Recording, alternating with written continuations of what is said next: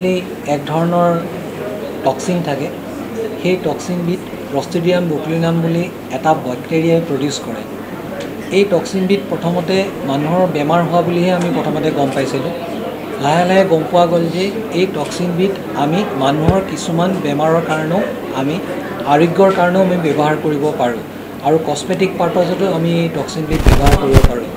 এই টক্সিনবিধৰ মেইনলি তিনিটা কাম। এটা হৈছে ই স্পাষ্টিচিটিটো কমাই দিয়ে, ছেকেণ্ড ই পেইন কমাই দিয়ে, থাৰ্ড ই চিক্ৰেশ্যনটো কমাই দিয়ে। গতিকে যিবিলাক পেচেণ্টৰ ষ্ট্ৰোক হৈ পেলাই হাত আৰু ভৰিৰ ডিফৰ্মিটি হৈ যায় তেনেকুৱা পেচেণ্টসকলক আমি বটুলিনাম টক্সিন দি পেলাই আশু আৰোগ্য কৰাই দিব পাৰোঁ। কেতিয়াবা এই ইনজেকশ্যনটো 2বাৰ বা 3বাৰো ল'ব লগা হ'ব পাৰে, কিন্তু আমি যদি প্ৰপাৰ ড'জত বটুলিনাম টক্সিনটো ইউজ কৰোঁ এট দ্য প্ৰপাৰ মাছল, ইয়াৰ কোনো ছাইড এফেক্ট নাই। তেনেকৈ কেতিয়াবা কিছুমান পেইনফুল কণ্ডিশ্যন থাকে য'ত মুখৰ খুব বিষ হয়, হাত ভৰিৰ খুব বিষ হয়, যিটোক আমি নিউৰেলজিয়া বুলি কওঁ। সেই নিউৰেলজিয়াটো এই বটুলিনাম টক্সিনবিধ ইউজ কৰি বহুত আশু আৰোগ্য কামনা কৰিব পৰা যায়। গতিকে আমি এইখিনিয়ে ক'ব বিচাৰিছোঁ যে এই ক্লিনিকখন বটুলিনাম টক্সিন ক্লিনিকখন আজি আমি GNRC দিছপুৰত শুভাৰম্ভ কৰিছোঁ। গতিকে যাতে সকলো মানুহে ইয়াৰ প্ৰয়োগৰ বিষয়ে উপকাৰিতাৰ বিষয়ে যাতে চব মানুহে গম পায়, এৱেৰনেছটো যাতে ভালকৈ সৃষ্টি হয়, সেইকাৰণে আমি আপোনালোকক সংবাদমেলত আমি আজি ইয়াতে অনুৰোধ কৰি মাতি আনিছোঁ যাতে সকলোৱে গম পায় আৰু সকলোৱে যাতে এই ক্লিনিকখনৰ লাভটো তেওঁলোকে যাতে ল'ব পাৰে। এইটোৱে আমাৰ বক্তব্য। ধন্যবাদ। প্ৰাইচটো ডিপেণ্ড কৰে কণ্ডিশ্যন লৈ যদি ষ্ট্ৰোক হয় তেতিয়া প্ৰাইচটো অলপমান বেছি হয়, কাৰণ আমি কিমান এমাউণ্ট ইউজ কৰোঁ এইটোৰ ওপৰত নিৰ্ভৰ কৰি পেলাই আমি প্ৰাইচটো ডিপেণ্ড কৰে। যদি বেছি কম এমাউণ্ট ইউজ কৰোঁ তেতিয়া বেছি দাম নহয়, আৰু যদি বেছি এমাউণ্ট ইউজ কৰোঁ তেতিয়া দামটো অলপমান বাঢ়ি যায়। কিন্তু যেনেকৈ দাম হয় তেনেকৈ ইফেক্টটো পোৱা যায়। কিছুমান যে পেৰালাইচিছ হৈ যায় ষ্ট্ৰোক হোৱাৰ পিছত, ওৱান চাইডেড পেৰালাইচিছ হয়, কিছুমানৰ ফেচ আৰু কিছুমানৰ চকুৰ ওচৰত বা ব্ৰেইনৰ ওচৰত এটা ছেকশ্যন কাম নকৰে। এই বস্তুটোত কিবা কামত কাৰ্যকৰী হ'বনে? য'তে আপুনি দেখিছে যে ষ্টিফনেছ বাঢ়ি গৈছে মাচুলৰ, তাতে আপুনি বটুলিনাম টক্সিন দিব পাৰে। যিটো মাচল পাৱাৰ যিটো ডেভেলপ কৰে আফটাৰ ষ্ট্ৰোক নিজে নিজে পেচেণ্টে লাহে লাহে ডেভেলপ কৰে through physiotherapy and other ways and medications. তাৰ ওপৰত বটক্সৰ ডাইৰেক্টলি বা বটুলিনাম টক্সিনৰ ডাইৰেক্টলি ৰোল নাই। যেতিয়া আপুনি ষ্টিফনেছটো কমাই দিব, তেতিয়া যিখিনি তেওঁ ফিজিঅ'থেৰাপি কৰি পেলাই মানুহজনৰ পাৱাৰটো ৰিকভাৰ কৰিছে সেইখিনি তেওঁৰ ফাংচনেলিটিটো বাঢ়ি যায়। ইলেক্ট্ৰনিক মিডিয়াৰ GNRC শুভাকাংক্ষীসকল, আপোনালোক সকলোলৈ আমাৰ অনুষ্ঠানলৈ আমি স্বাগতম জনাইছোঁ। আজি আমাৰ কাৰণে বৰ মংগলময় দিন, খুব অস্পিচিয়াছ ডে। মানে আজি আমি আমাৰ হস্পিটেলত বটুলিনাম টক্সিন ক্লিনিক বুলি এখন নতুন ধৰণৰ ক্লিনিক আমি ইয়াতে আৰম্ভ কৰিবলৈ খুজিছোঁ। সেইটো কাৰণে আমি আপোনালোকক ইয়াতে আনিছোঁ যাতে এই এৱেৰনেছটো আপোনালোকে গাঁৱে ভূঞে চবতে স্প্ৰেড কৰি দিয়ে। মানুহে যাতে কি কাৰণত বটুলিনাম টক্সিন ল'ব লাগে, কেনেকৈ ল'ব লাগে, কিহৰ কাৰণে ল'ব লাগে, কেনেকৈ সুফল পায়, ইয়াৰ কমপ্লিকেশ্যন কিবা আছে নেকি, গোটেইখিনি বস্তু আমি সম্যকভাৱে আপোনালোকৰ আগত আজি আমি দাঙি ধৰিম। আৰু এইখিনি কথা যাতে ৰাইজে চবে গম পায় সেইকাৰণে আমি আপোনালোকক অনুৰোধ জনাইছোঁ। তো মই আপোনালোকক প্ৰথমতে বটুলিনাম টক্সিন কি বস্তু তাৰ বিষয়ে এটা সম্যক জ্ঞান দিবৰ কাৰণে চেষ্টা কৰোঁ। ক্লষ্ট্ৰিডিয়াম বটুলিনাম বুলি এক ধৰণৰ বেক্টেৰিয়া এটা আছে, যিটো বেক্টেৰিয়াৰ পৰা নিৰ্গত এক ধৰণৰ বিষাক্ত দ্ৰব্য, যিটো টক্সিন বুলি কয়, এই দ্ৰব্যটো সেই বেক্টেৰিয়াটোৱে নিৰ্গত কৰে। এই বেক্টেৰিয়াটো বেছিভাগেই মাটিত পোৱা যায় আৰু বহুত বছৰৰ আগতে লেট 19th চেঞ্চুৰীতে এখন মালবাহী জাহাজ যিখন আপোনাৰ ইংলেণ্ডৰ পৰা গৈছিল ইটালীলৈ, তাৰে নাবিকসকলৰ মাজত এক ধৰণৰ পেটৰ অসুখ দেখা গৈছিল। সেই পেটৰ অসুখটো কিয় হৈছিল প্ৰথমতে কোনোৱে ধৰিব পৰা নাছিল। পিছত গম পালে যে যিটো ব্ৰেড তেওঁলোকে খাবলৈ লৈছিল সেই ব্ৰেডটোত ইনফেকশ্যন এটা হৈছিল, যিটো ক্লষ্ট্ৰিডিয়াম বটুলিনাম বুলি যিটো বেক্টেৰিয়া আছে সি আক্ৰান্ত কৰিছিল। আৰু সেই বেক্টেৰিয়াটোৱে নিৰ্গত কৰা যিখিনি টক্সিন, সেইখিনি বস্তু মানুহকেইজনে কনজিউম কৰাৰ কাৰণে মানুহকেইজনৰো এই প্ৰব্লেমটো হৈছিল। কমন বস্তুটো হয় কি পেটৰ অসুখ হয়, জ্বৰ হয়, গাৰ বিষ হয়, কেতিয়াবা যদি বেছি মাত্ৰা হৈ যায় তেতিয়া মানুহজন আনকনচিয়াছো হৈ যাব পাৰে এই বটুলিনাম টক্সিন এহাতে মই যেনেকৈ কৈছোঁ এইটো এটা বিষাক্ত বস্তু আপোনালোকক মই এটা সাধাৰণ এক্সাম্পল দিওঁ ধৰক নিউক্লিয়াৰ পাৱাৰ যেতিয়া প্ৰথমতে ওলাইছে নিউক্লিয়াৰ পাৱাৰ হিৰোশ্বিমা আৰু নাগাচাকিক পেলাই দি হাজাৰ হাজাৰ মানুহক মাৰি পেলাইছিল সেইটো এটম বমৰ এটা মেনকাইণ্ডৰ এগেইনষ্টত কৰা এটা বস্তু অথচ একেটা পাৱাৰ ব্যৱহাৰ কৰি আমাৰ ভাৰতবৰ্ষতো 2-3টা চেণ্টাৰ আছে য'ৰ পৰা আমি এটমিক পাৱাৰৰ পৰা ইলেক্ট্ৰিচিটি প্ৰডাকশ্যন কৰোঁ গতিকে একেটা বস্তুৱে ডিষ্ট্ৰাকশ্যনৰ কাৰণে ইউজ কৰে একেটা বস্তু মেনকাইণ্ডৰ কাৰণেও ইউজ কৰে তেনেকৈ এই বটুলিনাম টক্সিনটো যেনেকৈ সি আনপিউৰিফাইড ফৰ্মত ল'লে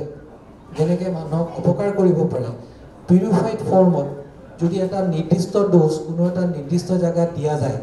বহুত ধৰণৰ বেমাৰ আমি ইয়াৰ দ্বাৰা প্ৰতিকাৰ কৰিব পাৰোঁ তাৰমানে এটা ডিষ্ট্ৰাকশ্যনৰ কাৰণে এটা মেনকাইণ্ডৰ কাৰণে আমি আজি বটুলিনাম টক্সিন ইয়াতে যিটো আমি ক্লিনিকখন কৈছোঁ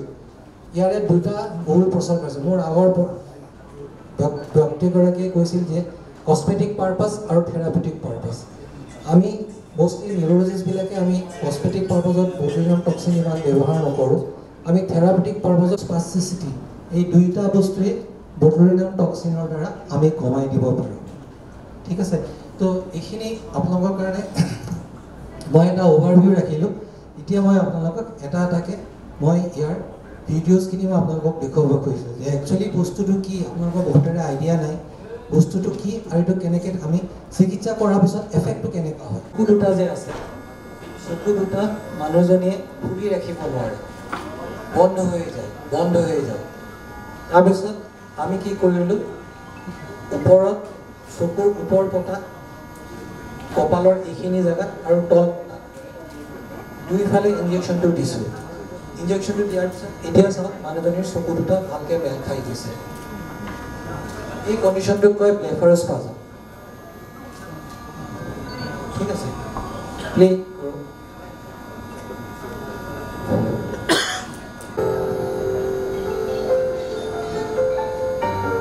পজ কৰি দিয়কচোন এইটো বাচ্চা চাওক এইটোক কয় চেৰিব্ৰেল পালচি বুলি কয় বাচ্চাটো 9 বাচ্চা এটা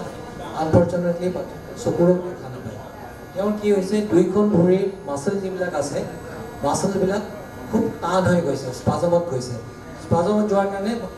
বাচ্চাটোৱে ভৰি দুখন মেলি ৰাখিব নোৱাৰে ভৰি দুখন মেলি ৰাখিব নোৱাৰাৰ কাৰণে ইখন ভৰিৰ ওপৰত উঠি গৈছে এইটোকে আমাৰ ভাষাত কয় এডাপ্টাৰ স্পাজম এতিয়া আমি ঠাই মাছলত তেওঁক বটক্স ইনজেকশ্যনটো দিছিলোঁ দিয়াৰ দুসপ্তাহ পিছত এইটো ভিডিঅ' চাওক এইটো হেৰি এইখন ফটো তাৰপিছত এতিয়া ভৰি দুখন মেলি দিব পৰা হৈ গৈছে এইটোক কয় এডাপ্টাৰ স্পাজম নেক্সট প্লে কৰক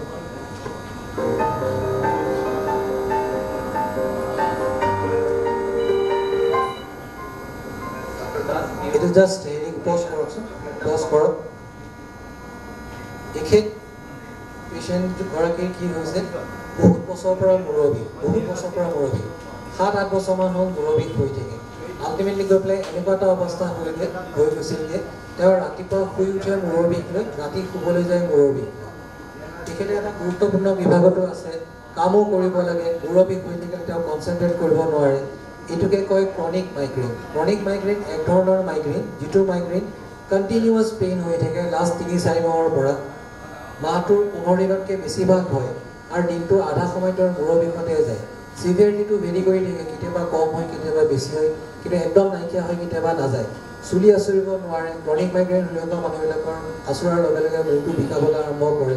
এনেকুৱা পেচেণ্টক বহুত ডক্টৰে মুখেৰে খোৱা টেবলেটবিলাক দি পেলাই ট্ৰিটমেণ্ট কৰে কিন্তু সেই ট্ৰিটমেণ্টটো কৰাৰ পিছতো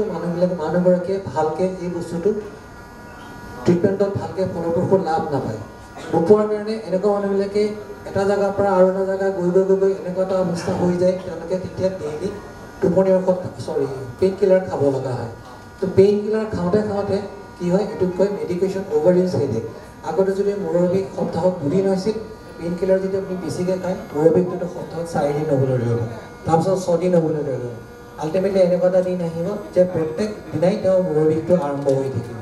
যেতিয়া এনেকুৱাকৈ মূৰৰ বিষ আৰম্ভ হয় এইটোকে আমাৰ ভাষাত কয় ক্ৰনিক মাইগ্ৰেইন এনেকুৱা যিবিলাক পেচেণ্ট আছে যাৰ ক্ৰনিক মাইগ্ৰেইন আছে ক্ৰনিক মাইগ্ৰেনত আমি মূৰৰ মাংসপেশীবিলাকত 31টা জাগাত আমি বটুলিনাম টক্সিন ইনজেকশ্যনটো আমি দিওঁ আৰু এই ইনজেকশ্যনটোৰ দ্বাৰা দিয়াৰ দুসপ্তাহমানৰ পিছৰ পৰা মানুহগৰাকীৰ মূৰৰ বিষৰ চিভিয়াৰিটি ডিউৰেশ্যন আৰু যিটো ফ্ৰিকুৱেঞ্চি এই তিনিটা বস্তু আস্তে আস্তে কমিবলৈ ধৰে বহুত ক্ষেত্ৰত এটা ইনজেকশ্যনে এনাফ হয় কেতিয়াবা 12 মাহৰ পিছত আকৌ এটা ছেকেণ্ড ইনজেকশ্যন দিব লগা হয় এই বটুলিনাম টক্সিনৰ দ্বাৰা মূৰৰ বিষটো বহুত ইফেক্টিভলি কণ্ট্ৰল কৰিব পাৰি গতিকে এইটো আৰু এটা প্ৰয়োগ বটুলিনাম টক্সিন ভিডিঅ'টো দি দিওঁ এইটো বটুলিনাম টক্সিন দিয়াৰ পিছত মানুহগৰাকীৰ বক্তব্য শুনক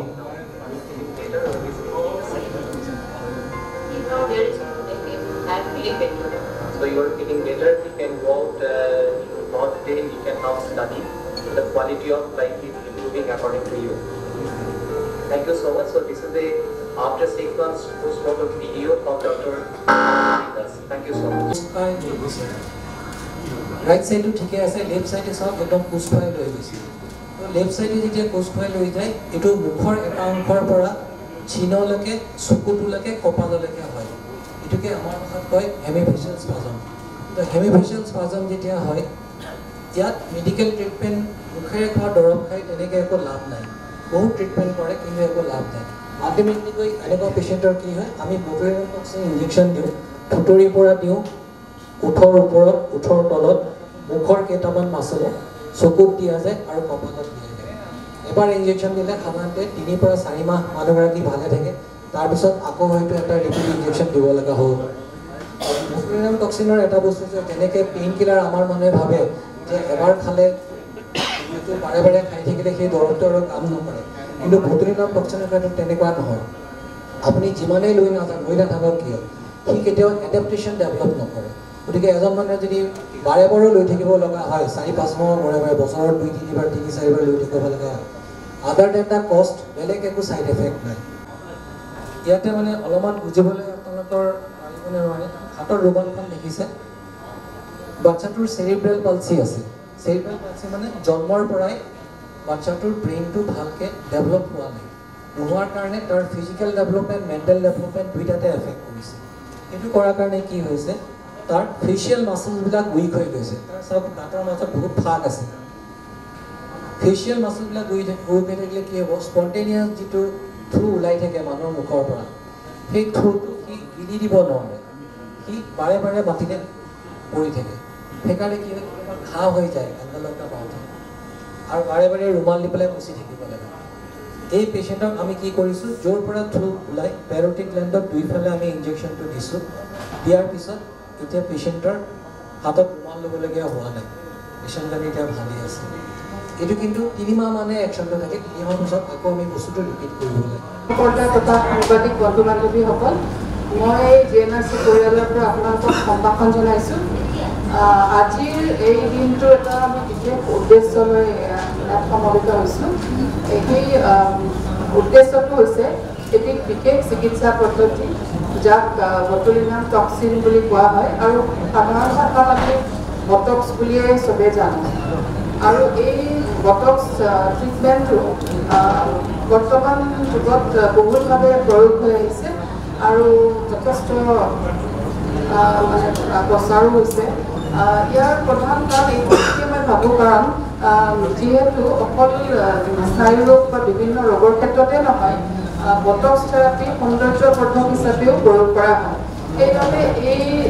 বটক্স থেৰাপিটোৱে যথেষ্ট জনপ্ৰিয়তা লাভ কৰিছে আৰু মানুহেও ইয়াক আঁকোৱালি লৈছে বিশেষকৈ মহিলাসকলে যিহেতু বয়সৰ লগে লগে যিবিলাক আমাৰ মুখত চাপ পৰে আমাৰ কপালত আপ পৰে ছাল সুতৰা সুতৰ হৈ যায় তাৰোপৰি ডিঙিৰ তলৰ ছালবোৰ ঢিলা হৈ যায় এনেকুৱা ধৰণৰ বিভিন্ন এইবিলাকত চিকিৎসা বা সৌন্দৰ্যবৰ্ধক হিচাপে বটক্সৰ বহুল প্ৰয়োগ হৈ আহিছে আৰু তেনেদৰে গোটেই পৃথিৱীতে ইয়াৰ প্ৰসাৰ বৃদ্ধি পাইছে আৰু এই বটক্সটো এবিধ নিউৰটক্সিন বুলি কয় যাক বটুলিনাম টক্সিডিয়াম বটুলিনাম বুলি এবিধ বেক্টেৰিয়াৰ পৰা প্ৰস্তুত কৰা হয় নকৰাকৈ আমি এই চিকিৎসা পদ্ধতিৰে যথেষ্ট সুফল পাব পাৰোঁ আগতে প্লাষ্টিক চাৰ্জাৰী বা কছমেটিক চাৰ্জাৰী হৈছিলে কটা চিঙা কৰা বা যথেষ্ট ব্যয়বহুলটো হয়েই কিন্তু মেডিকেল ডিজিজ বিশেষকৈ স্নায়ু ৰোগত বটক্সৰ বহুল প্ৰচাৰ হৈ আহিছে এই বিষয়ে আমাৰ পৰৱৰ্তী আমাৰ সহকৰ্মীসকলে জনাব আপোনালোকক আৰু ইয়াৰ আন এটা খুব ডাঙৰ উদ্দেশ্যলৈ আমি আহিছোঁ যে GNRC হস্পিটেলত আমি বটক্স ক্লিনিক আৰম্ভ কৰিব ওলাইছোঁ আৰু সেইটো এটা আমাৰ এটা উদ্দেশ্য এই অনুষ্ঠানটিৰ আৰু আপোনালোক সকলোকে মই স্বাগতম জনালোঁ